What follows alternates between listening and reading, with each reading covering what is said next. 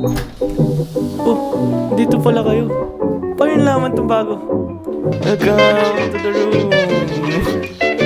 Pero may bisita tayo. Hindi nagsabit. Uy, ay ka naman. Sorry. Di nakapag-ayos si brother. Brother Marcus. Hi guys. Dito kami sa bagong condo. So, ang reason bakit kami lumipat sa last condo namin is kasi yung isang roommate namin, medyo di na kami nagkakabutihan eh. So, as you can see, dalawa lang kami ngayon dito ni Marcus. So, medyo malungkot pero wala eh, ganun talaga eh. Life goes on. So, ito muna tayo. As you can see guys, dami ng equipments dito sa condo. Ito pina-favorite ko, microwave. Kasi may hilig ako mag-init ng tawag dito, ng ulam, wala lang, init-init lang. Kasi pag nagluto, wala eh, sobrang time consuming. Pero nagluto naman kami ngayon. As you can see, ingredients. Bro, ano masasabi mo sa bagong condo unit natin?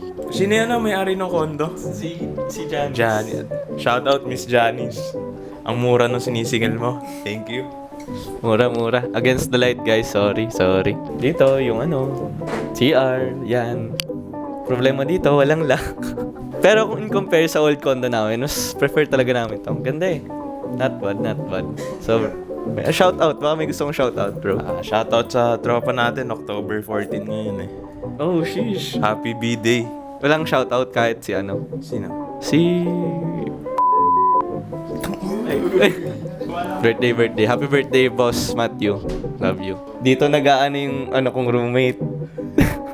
Let's move forward. As you can see, may aircon sa living room. Tapos may aircon din dito. May aircon din sa room namin. Yan.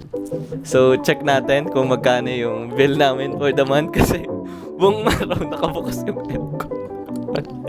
And finally, this is the best part kaya namin kinuha yung condo na to. This one. Welcome, chillings. Saya.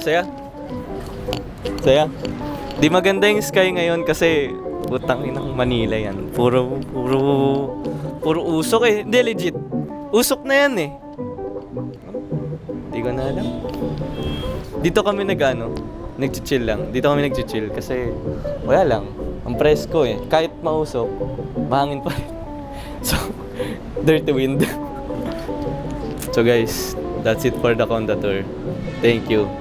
Ingat palagi. See you around.